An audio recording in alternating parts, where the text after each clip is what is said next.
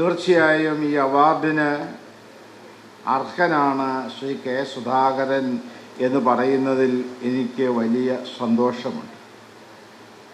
കാരണം കെ സുധാകരനെ വളരെ വർഷങ്ങളായി ശ്രദ്ധിച്ചുകൊണ്ടിരിക്കുന്നൊരു വ്യക്തി കൂടിയാണ് ഞാൻ. വളരെ വർഷങ്ങൾക്ക് മുമ്പ്, ഒരു 10-20 വർഷങ്ങൾക്ക് മുമ്പ് ശിവഗിരിയിൽ തീർത്ഥാടനം നടന്നപ്പോൾ അന്ന് അതിൻ്റെ സെക്രട്ടറി ആയിരുന്ന ഞാൻ മലബാർ പ്രദേശത്ത് നിന്നും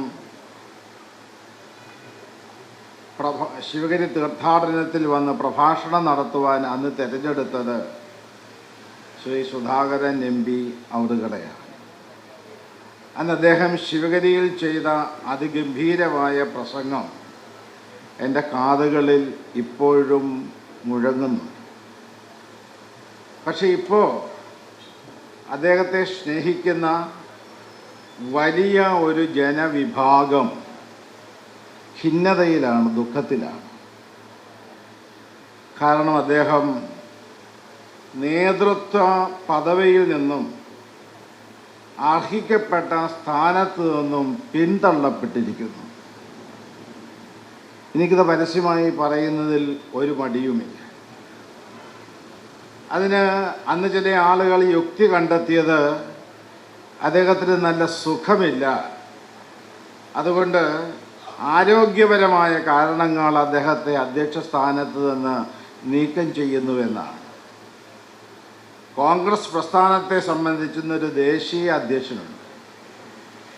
ആ ദേശീയ അധ്യക്ഷന് ഉള്ള ആരോഗ്യവും കെ സുധാകരന് ഉള്ള ആരോഗ്യവും വെച്ച് ചിന്തിച്ചാൽ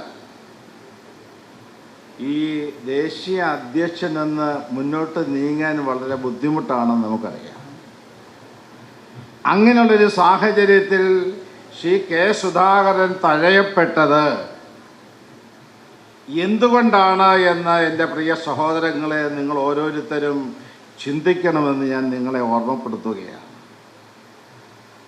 കെ സുധാകരൻ മാത്രമല്ല,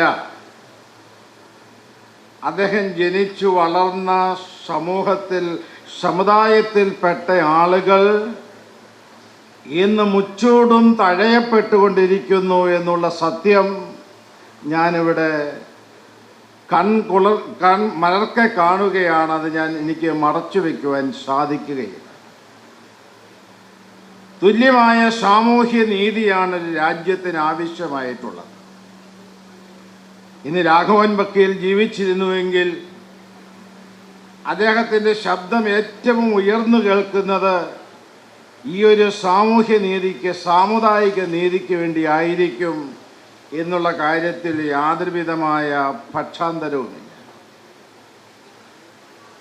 3-4 വർഷങ്ങൾക്ക് മുമ്പ് ശ്രീ രാഹുൽ ഗാന്ധി ശിവഗിരിയിൽ വന്നപ്പോൾ ഞാൻ അദ്ദേഹത്തെ ഓർമ്മപ്പെടുത്തുകയുണ്ടായി. കേരളത്തിലെ 28% വരുന്ന ജനസമൂഹത്തിന് ഒരേ ഒരു MLA കെ ബാബു മാത്രമേ ഉള്ളൂ. ഇത് മതിയോ? അന്ന് നമ്മുടെ സുധാകരൻ MPയും അവിടെ ഉണ്ടായിരുന്നു. അദ്ദേഹം രാഹുൽ ഗാന്ധിയുടെ ശ്രദ്ധയിൽപ്പെടുത്തി, ഇങ്ങനൊരു ദുര്യോഗം ഈ രാജ്യത്തുണ്ട്, അത് തിരുത്തപ്പെടണം. കേരളത്തിലെ ഭരണതലത്തിൽ നിന്നും വർഷങ്ങളായി പിന്തള്ളപ്പെട്ടുകൊണ്ടിരിക്കുന്ന ദുരവസ്ഥ മനസ്സിലാക്കിക്കൊണ്ട് മുന്നോട്ട് പോകണമെങ്കിൽ എല്ലാ സമുദായങ്ങൾക്കും അർഹതപ്പെട്ടത് നൽകി സാമൂഹ്യ നീതിക്ക് വേണ്ടി നിലകൊണ്ടില്ല എങ്കിൽ ഇനിയും പിന്തള്ളപ്പെട്ടു പോകുമെന്നുള്ള കാര്യത്തിൽ യാതൊരു സംശയവും വേണ്ട. ഞാനിന്ന് ഉറക്കെ പറയുകയാണ്. ശിവഗിരിയിൽ കുമിഞ്ഞുകൂടിയിട്ടുള്ള കത്തുകൾക്ക് കണക്കില്ല. ഇന്നും വിളിച്ചു 4-5 ആളുകൾ, സ്വാമി ഒരു വാർഡിൽ പോലും ഞങ്ങൾക്ക് നിൽക്കാനുള്ള സൗകര്യമില്ല, ഞങ്ങളെ അനുവദിക്കുന്നില്ല. ശിവഗിരി മഠം ഇക്കാര്യത്തിൽ ഇടപെടണം. മുസ്ലിം സമുദായത്തിൻ്റെയും ക്രൈസ്തവ സമുദായത്തിൻ്റെയും ബിഷപ്പുമാരും നേതാക്കന്മാരും ഇടപെട്ട് അവരുടെ സമുദായങ്ങൾക്ക് അർഹതപ്പെട്ടത് വാങ്ങിക്കൊടുക്കുമ്പോൾ ഞങ്ങൾക്ക് വേണ്ടി സംസാരിക്കാൻ ആരുമില്ലേ എന്ന് ചോദിച്ചുകൊണ്ട് ശിവഗിരിയിൽ ദിവസവും ഈ കത്തുകളും ആവലാതികളും വർദ്ധിച്ചുകൊണ്ടിരിക്കുക.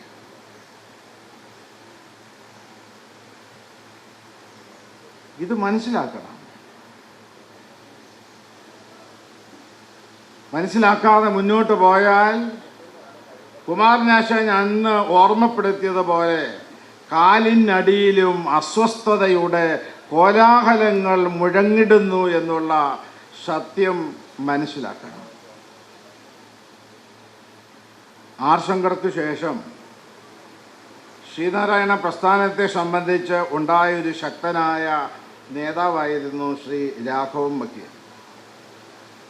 അദ്ദേഹം മന്ത്രിയായും SNDP യോഗത്തിൻ്റെ പ്രസിഡന്റും ജനറൽ സെക്രട്ടറിയായും നമ്മുടെ കേരള സംസ്ഥാനത്തിൻ്റെ ഒരു ശക്തനായ ഭരണാധികാരിയായും നിന്നുകൊണ്ട് ചെയ്ത മാതൃകാപരമായ പ്രവർത്തനങ്ങൾ നമ്മുടെ മുമ്പിലുണ്ട്.